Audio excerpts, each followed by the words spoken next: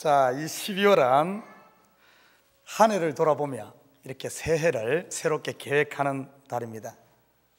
자, 올해 우리 성도들이 붙들고 살아야 할 말씀인, 여러분, 하나님께서 작년 올해 1월 첫 시간에 우리 성도들에게 주신 말씀이 있어요. 그걸 우리 교회의 표어로 삼고 붙들고 왔습니다. 혹시 여러분 한 해를 돌아보면서 올해의 표어가 뭐였죠?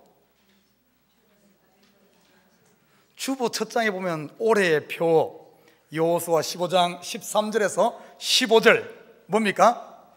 내 발에서 신을 벗으라. 옛 참교회의 옛 신을 벗고 옛 에버그린에 혹시 신고 있는 신은 벗지 않았습니까? 옛 구습에 매여 있던 자아의 신들, 아니면 자기 중심, 자기가 왕된 옛사람의 신, 우리는 누구나 먼지 묻은 이런 신발을 신고 있었습니다. 저는 올해 한 해를 돌아보면서 이 신을 완전히 벗어 던진 사람, 그런 성도가 있을 줄 믿습니다. 아마 어떤 분은 한 짝은 벗었는데 한 짝은 여전히 신고 있는 성도들은 없습니까? 여전히 옛 신을 신고 있는 어쩌면 성도들도 있을 수 있어요. 어떤 분들은 오히려 마음을 꽉 닫고 신발끈을 더 졸라맨 성도는 물론 없겠죠. 자, 판단은 하나님께 일단 맡기겠지만, 문 목사가 바라본 성도들은 옛 신을 다 벗지 않았나? 다 벗은 것 같아요. 우연인지 하나님의 뜻인지 신발을 벗은 성도들에게 하나님께서는 신발을 한 트럭 갖다 우리 교회에 쏟아 부어 주셨습니다. 여러분, 점심 식사 후 신발 바자가 있습니다. 물론 이것은 온두라스 선교지에 쓰려고 하는 겁니다만은, 아까 광고했듯이 5불 아니면 그냥 가져가요. 그 대신에 다음 주 그냥 가져간 사람은 다음 주에 온두라스 선교 헌금을 해주시면 됩니다. 벌써 보니까 10클래씩 5클래씩 많이 가져갔어. 제가 그래서 목사님 돈 드릴까요? 그래서 아니요, 그냥 가져가십시오. 나중에 때가 되면 그냥 헌금하십시오. 그러려고 그냥 이렇게 했습니다. 자, 이 온두라스 이번에 하는 이 바자는 어떤 목적인가 하면은, 온두라스에 있는 현지 목사님 아들이 태어나면서 양쪽 귀가 들리지 않는, 귀가 안 들리니까 말을 못합니다. 그래서 지금 2살이 되었어요. 이름은 하이로입니다. 그래서 우리 온두라스 이사회에서 1년 반 전부터 도와주자 말만 하고 못하고 있었어요. 그래서 제가 온두라스 이사회 이사장으로 있는데, 임기가 원래는 2년이에요. 2년하고 연임하는데 2년만 하고 그만하겠어요. 제가 임기 동안 이 부분에 대해서는 해결을 해야 되지 않겠나. 그래서 전번에 이사들 모았을 때 한번 하자, 이렇게 이야기가 나왔습니다. 그래서 그렇게 하기로 결정을 했더니만은, 또 어떤 분이, 신발 가게를 크게 하시는 분이 그동안 쌓였던 신발을 그냥 도네이션을 했어요. 그래서 이번에 혹시 여러분 그냥 가져가시고 혹시 마음이 있으신 분들은 자유롭게 해주시면, 이거는 그 아이의 인생을 고치는 일입니다. 지금 수술 기회를 놓치게 되면 이것이, 지금 말을 해야 되는데 지금도 늦었어요. 지금 고치더라도 언어 훈련을 한 1년 정도 해야만 정상화 될 수가 있습니다. 지금 그래서 하루라도 빨리 하자 해가지고 내년 3월쯤에 이제 의사를 만나서 진행이 본격적으로 되지 않을까 싶습니다. 자, 우리의 신을 벗고 이제 하나님께서 주시는 새 신, 복음의 신, 은혜의 신을 신고, 지난 몇 주 동안 제가 하나님 앞에 기도하면서, 하나님, 2018년도에는 하나님, 우리 성도들이 붙들고 가야 될 말씀이 무엇입니까? 2018년도에 표를 주십시오. 하나님 앞에 기도하는 도중에 새벽 기도 가운데 하나님께 저의 마음에 이런 마음을 주셨어요. 새 신발 신었으면 내 신발 멋있지 이렇게 하고 있으면 안 되겠죠. 새 신발을 신었으면 한 발짝 더 나가야 될 줄 믿습니다. 그래서 내년도 표는 one step further, 한 발짝 더. 우리는 누구나 여러분 신앙생활 하면서 나는 지금 맥시멈으로 신앙생활 한다, 나는 최선을 다한다, 최선을 다해 헌금하고 최선을 다해 예배드리고 최선을 다해 봉사하고, 누구나 다 그렇게 생각하고 있을 거예요. 그러나 이게 다가 아닙니다. 여기서 한 발짝 더 나가는 것이 믿음인 줄 믿습니다. 그래서 이 한 발짝을 뛸 수 있는 사람은 그 후년에 또 한 발짝을 뛰고 앞으로 나중에 가서는 그리스도께까지 자라가는 줄 믿습니다. 자, 그리고 이 내년에 오늘 이 한 발짝 더 이 표에 하나님께서 말씀을 주셨어요. 우리 한번 성경 한번 찾아볼까요? 빌립보서 3장 13절에서 15절 내년도 표 말씀입니다. 이 말씀은 제가 1월 1일 첫 주에 제가 설교할 예정입니다. 우리 한번 어떤 구절인가 한번 12월에 여러분 묵상하라고 한번 같이 보도록 합니다. 빌립보서 3장 13절에서 15절 함께 다 같이 크게 읽습니다. 시작. 형제들아, 나는 아직 내가 잡은 줄로 여기지 아니하고 오직 한 일, 즉 뒤에 있는 것은 잊어버리고 앞에 있는 것을 잡으려고 표대를 향하여 그리스도 예수 안에서 하나님이 위에서 부르신 부름의 상을 위하여 달려가노라. 그러므로 누구든지 우리 온전히 이룬 자들은 이렇게 생각할지니 만일 어떤 일에 너희가 달리 생각하면 하나님이 이것도 너희에게 나타내시리라. 아멘. 사도 바울은 스스로 고백하기를 나는 셋째 하늘에 올라갔다 온 사람이다. 이런 아주 고천적인 믿음을 가졌음에도 불구하고 그의 마음 자세는 아직 나 잡았다고 생각하지 않는다. 나는 표대를 향하여 오늘도 원모와 스텝을 한 발짝 더 걷는 그런 삶을 살았던 사람이 사도 바울입니다. 나는 우리 성도들이 2018년 힘들지만은 이 한 발짝을 뛰시기를 주님에는 부탁드립니다. 자, 지난주 우리는 무리에 앉은 큰 엄녀, 붉은빛 짐승을 탄 여자, 다른 이름으로 큰 성 바벨론, 아니면 가증한 것들의 어미라 불리는 이 여자에 대해서 살펴보았습니다. 성경에 나오는 참 많은 여자가 있습니다. 하와가 나오고 사라가 나오고 라합이 나오고 기생 라합이 나오고 룻이 나오고 신약으로 놓으면 마리아가 나오고 막달라 마리아가 등장합니다. 성경에 나오는 여자, 오늘 본문에는 보니까 엄녀다, 이런 또 여자 이야기가 나와요. 제가 지난주 뭐라 그랬어요? 이것은 성차별적인 단어가 아닙니다. 여성 비하하는 말이 아니에요. 성경에 나오는 여자는 누구를 이야기한다 그랬습니까? 성경에 중요한 여자가 나오면 전부 무엇을 이야기하는가 하면 교회입니다. 교회.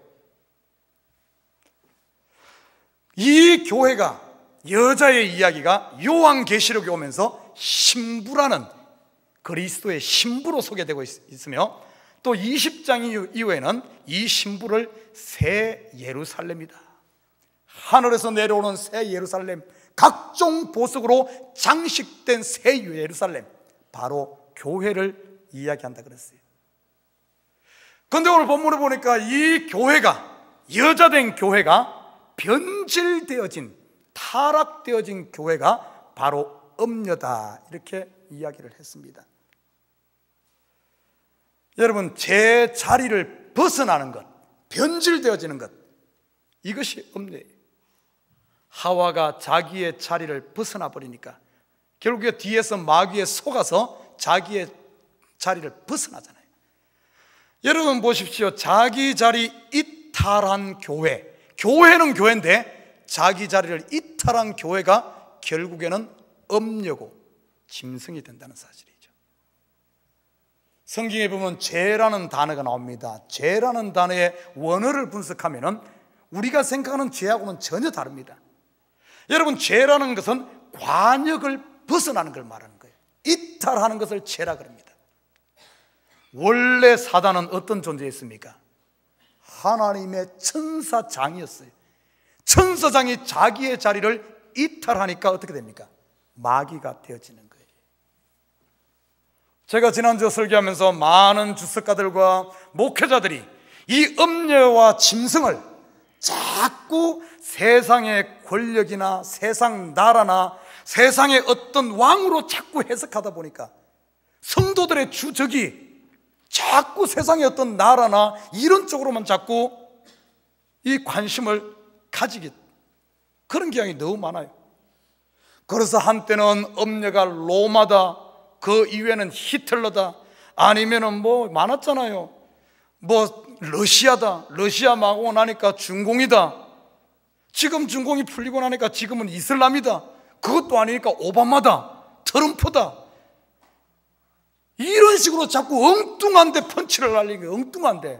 진짜 싸워야 될 것은 그게 아닌데, 성도의 주적은 외부에 있는 게 아닙니다. 세상은 우리가 불쌍히 여기고 복음을 전해 돌아오게 될 하나의 우리의 밭인데 자꾸 세상을 적으로 만들. 진짜 적은 우리 속에 있는데, 우리 속에 있는데. 여러분, 한 권력을 끌어내리고 나서 다른 권력을 세우면은 하나님 나라가 이루어질 것 같습니까? 역사를 봐요. 그 당시 아주 옛날에는 뭐였어요? 왕권, 군주제도 있잖아요. 그래서 군주제도, 왕권이 망하고 봉건제도 또 들어서고, 그 이후에 보면은 공화정이 들어서고, 그러면서 민주주의가 들어서고, 민주주의가 되면 하나님 나라 임할 것 같은데 민주주의가 그렇습니까? 요즘에 그래요? 오히려 민주주의, 자본주의의 패단이 뭡니까? 빈익빈 부익부. 있는 사람은 더 부자가 되어지고 없는 사람은 더 가난해지는 거예요. 3%의 사람들이 모든 나머지 97%의 부를 다 가지고 있는 거예요. 그러다 보니까 요즘에는 신사회주의를 만들어야 된다, 이런 얘기까지 나오잖아요. 우리 한국 정치를 보십시다. 야당이 여당을 끌어내리면 뭔가 새로운 멋진 나라가 될 것 같지만 또 그 정권 들어서도 똑같은 일이 반복되지 않습니까? 아니란 사실이에요. 아니란 사실. 우리의 주적은 외부에 있는 것이 아니라 어디에 있다고요? 교회 안에 있어요. 음료는 외부에 있는 것이 아니라 이 속에 있다는 겁니다. 음료는 다른 데 있는 게 아니에요. 내 속에 있다는 거예요. 내 속에. 자, 우리가 지난주 못 다뤄본 부분, 조금 지난주 시간이 쫓겨가지고 또 오늘도 설교 중간에 끝내야 될 것 같은데 못 다뤄본 부분 조금 더 살펴보고 오늘 본문으로 넘어가도록 하겠습니다. 자, 지난주 우리가 17장 1절에서 5절에서 하면 2절 우리가 한번 보세요. 2절을 보면 이렇게 말합니다. 땅의 임금들도 그와 더불어 음행하였고 땅에 사는 자들도 그 음행의 포도주에 취하였다고. 여러분, 땅의 임금이 누굽니까? 땅의 임금. 우리는 자꾸 이것을 땅의 임금이라고 하니까 어느 나라의 대통령, 어느 나라의 왕, 이런 쪽으로는 그 이야기가 아니에요. 성경에서 땅을 이야기할 때는 주로 어디를 얘기하는 줄 압니까? 약속의 땅을 이야기하는 거예요. 약속의 땅. 그 약속의 땅은 영적으로 깊이 보면은 하나님 나라를 이야기하고, 하나님 나라는 어디를 이야기하는가 하면은 바로 우리 성도들의 하나님의 마음, 성도들의 마음을 이야기한다는 거예요. 땅의 왕이라는 것은 뭔가 하면 내가 나의 왕이 된 삶, 자기가 왕 노릇하고 옛 자아가 왕 노릇하는, 자기가 왕이 되어진 땅의 임금들. 그러면서 이 땅의 임금들이 자기가 왕이 되어지며 사단의 소리를 들으면서 음녀가 돼요. 그래서 음행의 포도주를 마셨다. 여러분, 포도주는 천국 음료로 성경에 소개되고 있어요. 예수님께서 성만찬 자리에도 포도주와 떡을 뗐고, 가나 혼인잔치에 가서 물을 변하여 포도주로 만들었고, 여러분, 이 포도주는 즐거움, 기쁨, 만족, 감사를 일으키는 천국 음료입니다. 그런데 이 천국 음료인 포도주가 오늘 본문에 보면 음행의 포도주로 바뀌어버려요. 사단의 소리를 듣고 자아가 왕이 돼버린, 내가 왕이 돼버리니까 어떤 줄 압니까? 그때부터 뭐가 찾아와요? 기쁨이 아니라 두려움이 찾아오고, 수치심이 찾아오고, 걱정이 찾아오고, 불만족이 찾아오고, 불행, 원망으로 가득 채워져 버린, 자기가 왕이 된 이 모습. 자, 그리고 봐요. 4절에 봐요. 4절. 그 여자는 자줏빛과 붉은빛 옷을 입고 금과 보석과 진주로 꾸미고 손에 금잔을 가졌는데 가증한 물건과 그의 음행에 더러운 것들이 가득하더라. 여러분, 자줏빛, 붉은빛 옷. 우리가 그냥 이게 막연하게 자줏빛, 붉은빛 옷은 그냥 왕들이 입는, 부자들이 입는 옷으로만 생각하는데 성경은 성경으로 봐야 됩니다. 성경에 보면 자줏빛, 붉은빛 옷으로 만든 옷을 입고 있는 이야기가, 우리 성경 한번 찾아볼까요? 출애굽기 28장 6절. 출애굽기 28장 6절 다 같이 함께 읽습니다. 시작. 그들이 금실과 청색, 자색, 홍색 실과 가늘게 꼰 배실로 정교하게 짜서 에봇을 짜되. 여러분, 에봇이 뭐예요? 제사장이 입는 겉옷을 에봇이라 그럽니다. 오늘 본문을 보니까 이 엄녀가 이런 그 붉은빛 자색 옷을 입고 있어요. 그리고 무엇으로 꾸민 줄 압니까? 금과 보석, 진주. 금과 보석, 진주는 성막 재료이며 제사장의 흉패에 붙이는 보석들입니다. 그리고 이 여자가 뭘 가지고 있어요? 금잔을 가지고 있어. 금잔은 어떤 때 사용하는 줄 압니까? 금잔은 성전 기명이에요. 겉으로 보기는 제사장의 옷을 입고 아주 거룩하게 보이고 아주 경건한 사람처럼 보이고 성도처럼 보이고 겉으로 보면 멋진 교회 같은데 그 잔 안에 뭐가 있어요?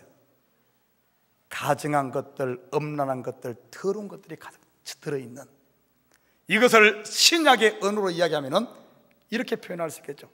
광명한 천사로 가장한 사단의 모습, 양의 탈을 쓴 이리의 모습. 이게 바로 엄렬한 거예요. 여러분, 왜 지금 오늘 이 이야기를 성전과 관계돼서 이것을 이야기할까요?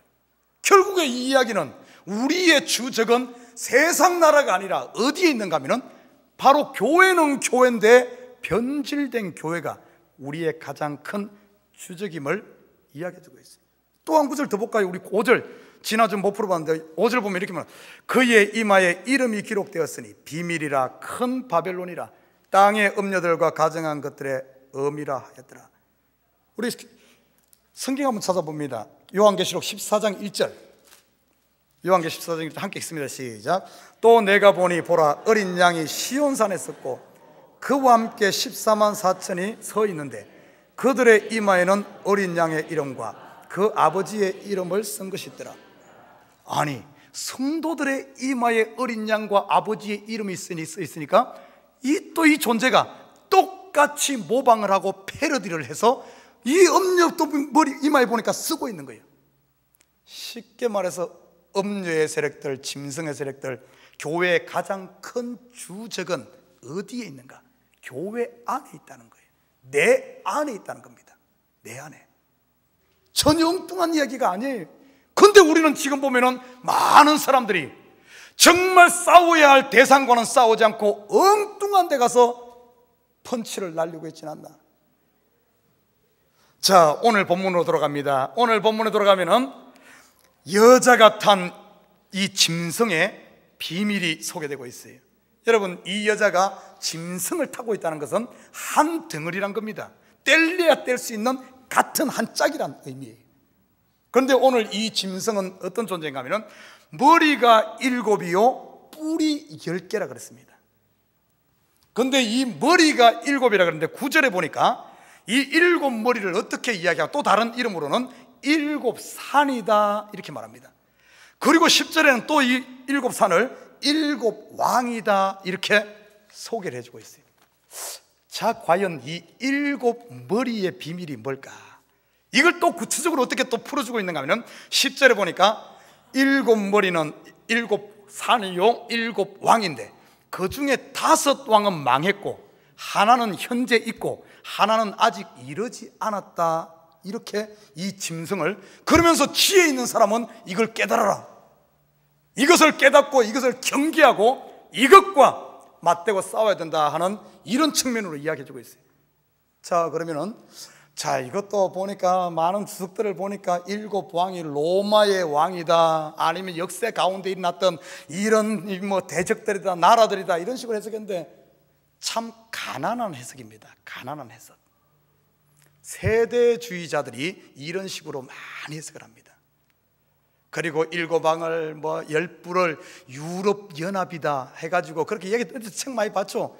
그러다가 유럽 연합이 10개가 넘어가니까 또 말 바꿔.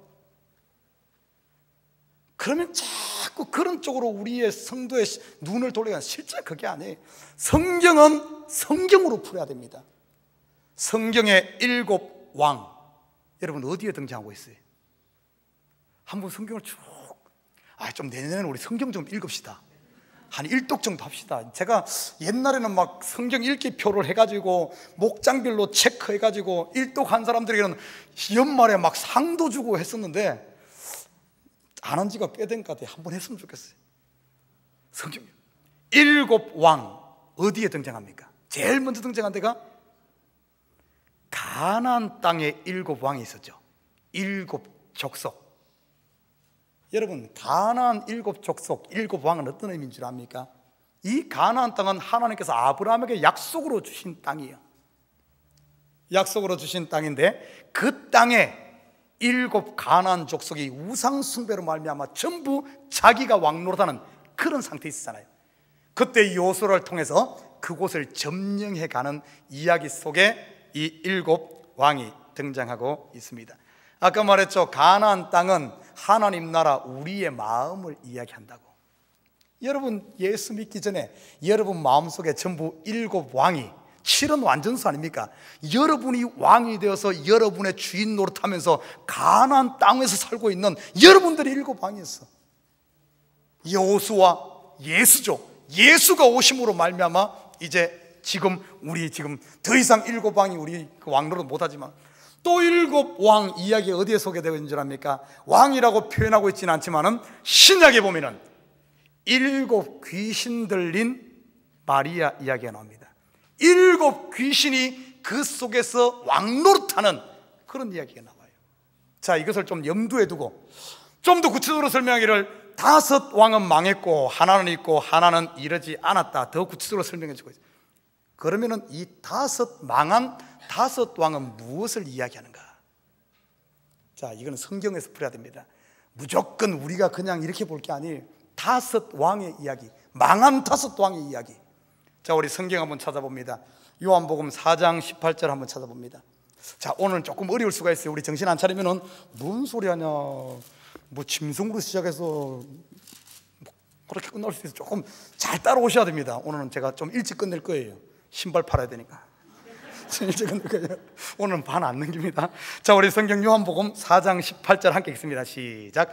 너에게 남편 5이 있었고 지금 있는 자도 내 남편이 아니니 내 말이 참되도다.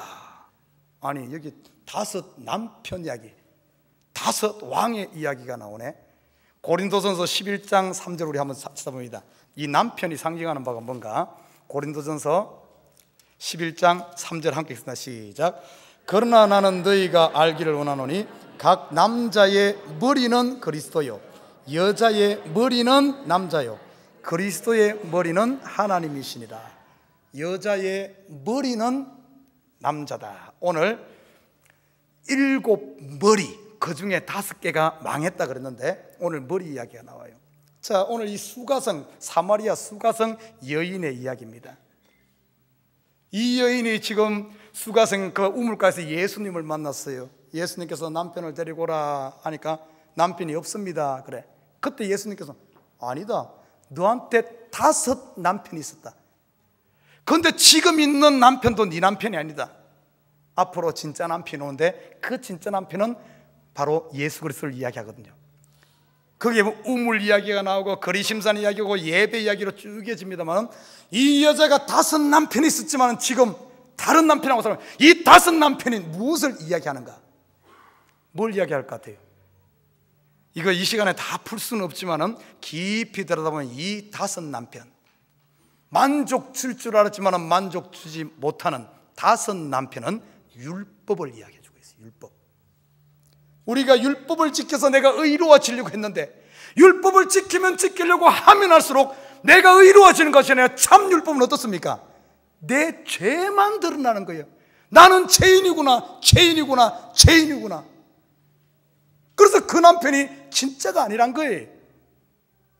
이 율법은 뭡니까? 우리를 해방시키는 거예요. 몽학선생이에요. 몽학선생. 예수께로 인도하는 몽학선생이에요. 그러나 지금 네가 또 그리심산에서 예배를 드리면서 여전히 율법적인 사고방식을 가지고 하나님을 믿으려고 하는데, 예배를 드리는데, 그것도 네 남편이 아니다. 참 남편이로는데 바로 예수, 은혜, 복음의 남편일 것이다. 그러면 다시는 목마르지 않는 그 우물이, 생수가 네 속에서 솟아날 것이다. 5 남편은 누구를 얘기한다고요? 율법을 이야기하는 거예요. 율법.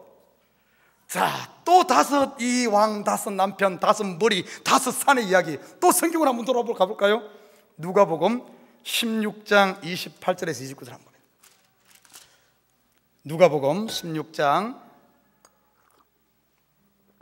28절에서 29절 함께 읽습니다. 시작.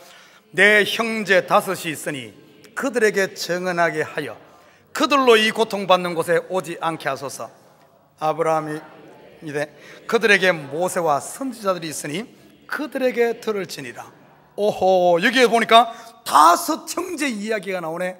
이 이야기 스토리가 어떤 이야기입니까? 부자와 거지 나사로 이야기. 근데 여기 보면 앞에 쭉 읽어보면 이 부자는 누구를 말한 줄 압니까?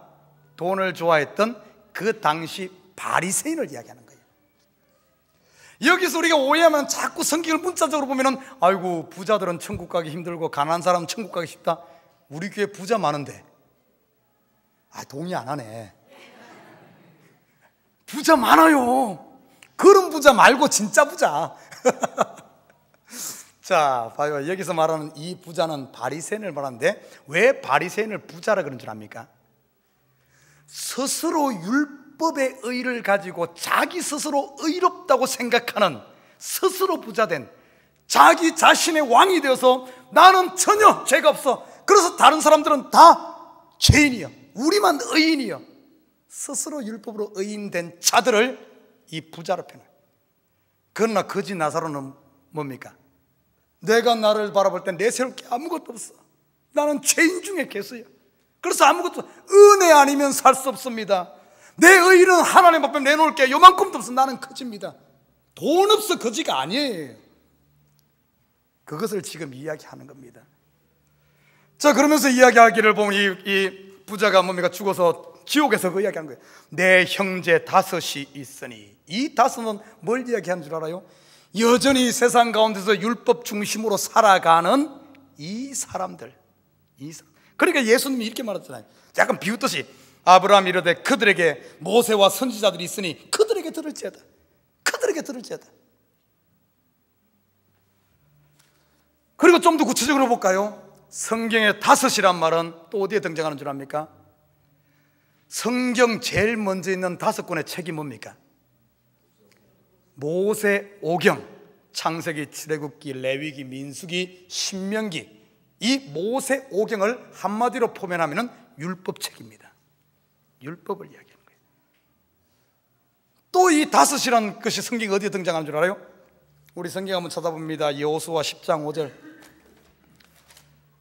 여호수아 10장 5절 함께 읽습니다. 시작. 아모리 족속의 5 왕들 곧 예루살렘 왕과 헤브론 왕과 아르곳 왕과 라기스 왕과 에글론 왕이 함께 모여 자기들의 모든 군대를 거느리고 올라와 기본에 대진하고 싸우니라. 아모리 족속 5 왕, 가나안에는 7 족속이 있었고 7 왕인데 이들이 연합군 5 왕이 연합군을 형성해서 여호수아를 치려고 왔다가 다 망해버립니다. 다 죽임당합니다. 그 사건 가운데 기브온 족속은 여호수아를 찾아와서 여호수아를 속이며 우리는 먼 데서 왔습니다. 당신에게 항복하겠습니다 하며 살아남아요. 거기서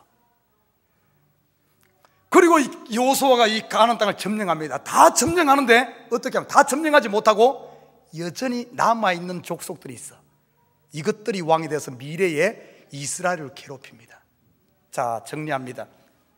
한번 깊이 오늘 본문을 들여다봐요. 여기서 말하는 5 왕은 누구를 이야기합니까? 5 왕은 바로 율법을 이야기하고, 지금 있는 왕은 영적으로 보면 기본 족속, 이 정령한 것지만은 여전히 우리를 괴롭히는 그것, 그리고 앞으로 올 남아있는, 자, 우리가 결과적으로 보면은 이 7 머리, 7 산, 7 왕은 누구를 이야기하는가 하면은 율법을 형상화해 놓은 글입니다. 율법을 형상화해. 여러분, 성경에 보면은 우리의 머리가 누굽니까? 골로새서 1장 18절 한번 찾아봅니다. 골로새서 1장 18절, 우리 함께 다 같이 읽습니다. 시작. 그가 근본이시요 죽은 자들 가운데서 먼저 나신 이시니 이는 친히 만물의 으뜸이 되려 하심이라. 우리 에베소서 1장 22절도 함께 읽습니다. 시작. 또 만물을 그의 발 아래에 복종하게 하시고 그를 만물 위에 교회의 머리로 삼으셨느니라. 교회의 머리, 우리 성도의 머리는 누굽니까? 성경은 분명히 이야기해주고 있어요. 그리스도 예수가 우리의 머리인 줄 믿습니다. 예수가 머리가 되어야 되는데 여전히 이 율법이 머리 노릇, 7 머리 노릇 하려고 하고 5이 망했음에도 불구하고 여전히 하나가 살아서 자꾸 이 율법이 우리를 괴롭히고 자꾸 하려고 하는. 율법은 뭔 줄 알아요? 구약에 보면 율법, 자기 의를 드러내려고 하는, 율법의 힘, 자기 행위, 자기 의로 자꾸 구원을 얻으려고 하는, 자기가 왕이 되려고 하는 이 사고방식, 이게 바로 7 머리입니다. 7 머리, 짐승이에요. 여러분, 짐승은 멀리 있는 게 아니에요. 우리 속에 있다니까요. 우리 속에 은혜가 왔으면 은혜 안에 나와서 그 속에 살아야 되는데 여전히 율법적인 사고방식을 가지고 율법으로 살려고 하는 것. 그리고 10뿔, 7 머리가 있고 10뿔이라고 했어요. 10뿔. 10은 성경에 어디에 등장합니까? 제일 먼저 10 그러면 10계명이죠. 10계명. 10계명은 율법의 상징 아닙니까? 율법 아닙니까? 10계명. 그리고 뿔은 뭘 이야기합니까? 힘을 이야기하고 권세를 이야기하고 능력을 얘기하는 거예요. 결론적으로 봅니다. 7 머리 10뿔 짐승은 무엇을 이야기하고 있는가 하면은 내 속에 남아있는 옛 자, 내가 왕이 되고 내가 머리가 되고 내가 산이 되고 내가 성전이 되고 내가 주인공이 되고자 하는, 여기에다가 이 음녀 세력인 사단이 슬쩍 하니까 슬쩍 이것이 연합돼 버리니까 은혜로 시작했다가 은근히 어디로 바뀌어버리는, 율법으로 돌아가 버린 이 상태, 이것이 변질된 교회입니다. 여러분, 교회가 타락했다는 말은 도덕적으로 뭐 해서 타락했다고 성경에 그렇게 말하지 않아요. 교회의 타락은 딱 하나입니다. 신약 성경을 보면, 우리 한번 성경 한번 찾아봅니다. 갈라디아서 1장 6절에서 9절 봅니다. 갈라디아서 1장 6절에서 9절 함께 읽습니다. 시작. 그리스도의 은혜로 너희를 부르신 이를 이같이 속히 떠나 다른 복음을 따르는 것을 내가 이상히 여기노라. 다른 복음은 없나니 다만 어떤 사람들이 너희를 교란하여 그리스도의 복음을 변하게 하려 함이라. 그러나 우리나 혹은 하늘로부터 온 천사라도 우리가 너희에게 전한 복음 외에 다른 복음을 전하면 저주를 받을지어다. 우리가 전에 말하였거니와 내가 지금 다시 말하노니 만일 누구든지 너희가 받은 것 외에 다른 복음을 전하면 저주를 받을지어다. 여러분, 다른 복음이 뭔 줄 압니까? 갈라디아서 3장 1절부터 3절 다시 읽습니다. 시작. 어리석도다 갈라디아 사람들아, 예수 그리스도께서 십자가에 못 박히신 것이 너희 눈앞에 밝히 보이거늘 누가 너희를 꾀드냐? 내가 너희에게 다만 이것을 알려 하노니 너희가 성령을 받은 것이 율법의 행위로냐 혹은 듣고 믿음으로냐? 너희가 이같이 어리석으냐? 성령으로 시작하였다가 이제는 육체로 마치겠느냐? 다른 복음이 뭔 줄 압니까? 다른 복음은 바로 율법으로 돌아가려고 하는, 율법으로 가장 무서운 교회의 적은 뭔 줄 압니까? 은혜가 율법화되어지는 것, 진리가 율법화되어지는 것이 가장 무서운 겁니다. 교회가 가장 경계해야 될 것, 가장 주적은 뭔가 하면은 지금도 우리의 마음을 조금만 어떻게 보면 틈만 있으면은 우리 틈에 비집고 올라와서 왕노릇하려고 하는 율법주의, 자기의, 자기 자랑, 남을 정죄하는 것, 자기가 왕이 되고자 하는 이것이 가장 무서운 주적이에요. 현실로 돌아옵니다. 자, 지금 이 교회를 돌아봐요. 지금 현대 교회를 돌아보십시오. 아니나 다를까, 아니나 다를까, 짐승이 왕노릇하고 있고 엄녀가 지금 판을 치는, 그래서 각 교회들마다 겉으로 보면은 하나님을 향한 열심과 열정 같은데 알고 보면은 은혜가 아니라 자기 열심, 자기 열정이에요. 겉으로 보면은 교회에 충성하는 것 같은데 결국에는 내 속에 있는 욕심을 채우기 위한 자기 의의를 드러내고 자기를 자랑하고자 하는, 전부 율법에 처져 있지는 않은지. 여러분, 은혜 안에 있지 않으면 어떻게 되는 줄 압니까? 고린도서 13장에 보면은 너희가 네 몸을 불사르게 내어주고 뭔 다 할지라도 사랑이 없으면은 아무것도 아니요. 이 사랑이란 말을 자꾸 바꿔서 말하면은 너희가 은혜로 하지 않게 되면은, 너희가 아무리 한다 할지라도 그거는 nothing이란 겁니다. nothing. 내가 선한 일 많이 해. 내가 선한 일을 어떻게 하는 줄 압니까? 참 스스로 먹고 살지 못하는 돼지에게 아주 내가 먹이도 주고 돼지 목욕도 시켜주고 우리도 지어주고 참 선한 일을 많이 해. 그게 선한 일입니까? 왜 돼지에게 먹이를 주고 우리를 지어주고 시켜줍니까? 잡아먹으려고. 여러분, 우리가 싸워야 될 것이 바로 그거예요. 결국에 내가 교회 봉사하고 헌신하고 하는 것은 결국에는 내가 왕이 돼서 내가 이 땅에서 잘 먹고 잘 살기 위해서, 거기에 하나님의 이름은 없어. 무서운 거예요. 그런데 다 속고 어떻게 말할까? 주여 주여, 내가 주님 앞에 선지자 노릇하지 않았습니까? 내가 목사 노릇하지 않았습니까? 내가 이렇게 하지 않았습니까? 나 너 모른다. 그거 네가 돼지 키워서 네 잡아먹은 것 아니냐? 이것이 현실 우리의 지금 모습이 아닌가 한번 살펴봐야 됩니다. 안타까운 이야기. 주적이 누군가 어디인 줄 알아요? 오바마와 싸울 게 아니라 트럼프와 싸울 게 아니라 공산주의와 싸울 게 아니라 진짜 싸워야 될 것은 적은 우리 가운데 있어요. 우리 가운데 바로 내 속에 있습니다. 내 속에 나도 모르게 속아서 정말 열심히 했는데 하나님의 은혜가 아닌 내 생각으로 하려고 하는 이것이 업무요 침세. 여러분, 그러나 걱정하지 말아요. 결과를 보십시다. 요한계시록 오늘 본문으로 들어가서 17장 14절 함께 읽습니다. 시작. 그들이 어린 양과 더불어 싸우려니와 어린 양은 만주의 주시요 만왕의 왕이시므로 그들을 이기실 터이요 또 그와 함께 있는 자들 곧 부르심을 받고 택하심을 받은 진실한 자들도 이기리로다. 할렐루야. 누가 이겨요? 아이, 다시 묻겠어요. 잘 봐. 누가 이겨요? 아이, 잘 보라니까. 아이, 그냥 이제는 막 다 읽어버리네 그냥. 누가 이겨요? 그와 함께 있는 자들. 내가 이기는 게 아니에요. 내가 이기는 게 아니에요. 누가 이겼어요?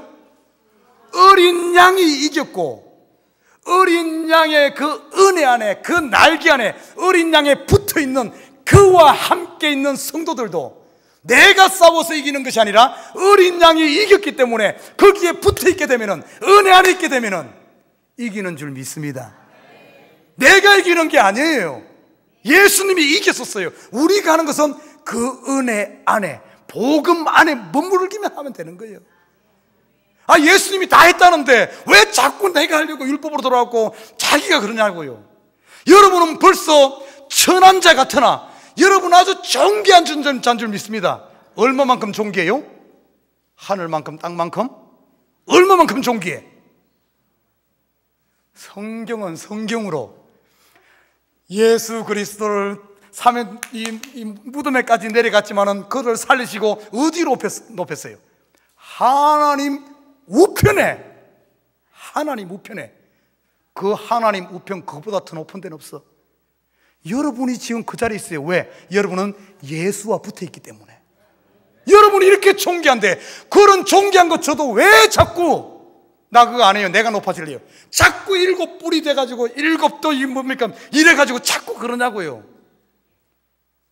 여러분은 존귀한 자예요. 여러분은 모든 것을 가진 부자인 줄 믿습니다. 왜? 예수 앞에 붙어 있기. 이 한 주간도 이 사단 내 속에 남아있는 이 족속들은 자꾸 나를 자꾸 율법화 시키면서 자기를 들으려고 또 요동할 거예요. 속지 말고 이 한 주간도 예수의 은혜 안에, 감사 안에 찬양하며 사시기를, 그래요 예수가 이긴 것처럼 여러분도 승리하는 한 주가 되시기를 주님으로 부탁드립니다. 기도하십시오.